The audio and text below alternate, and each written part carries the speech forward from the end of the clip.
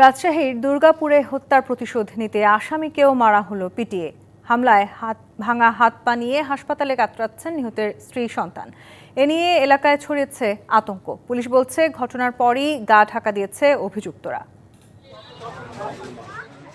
পূর্ব বিরোধের জেরে রাজশাহীর দুর্গাপুরের হোজা অনন্তকান্দি গ্রামে দুপক্ষের সংঘর্ষে গত 14 মে খুন হন হাসিবুর।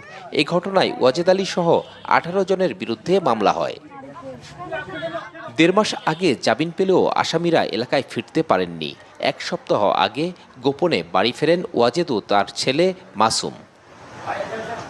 তবে হাসিবুর হত্যার প্রতিশোধ নিতে রোববার ওয়াজেদকে নির্দয়ভাবে পিটিয়ে হত্যা করে তারই আত্মীয়রা। তাকে বাঁচাতে যাওয়ায় পিটিয়ে হাত পা ভেঙে দেওয়া হয় স্ত্রী এবং ছেলের।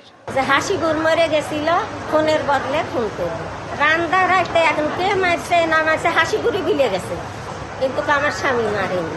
আমার বাসা তো ঢুকতে দেয় না, তো আমরা লোক করে কালকে পানের পরে এসে কাজ করেছি।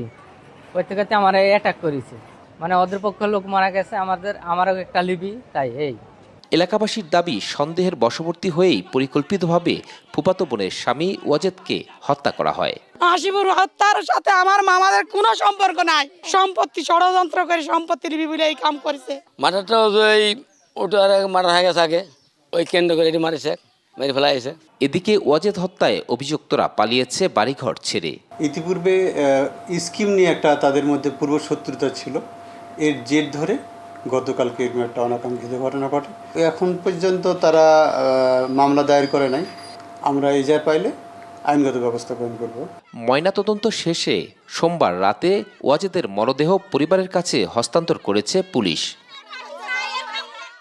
Sourav Habib, DBC news, Rajshahi.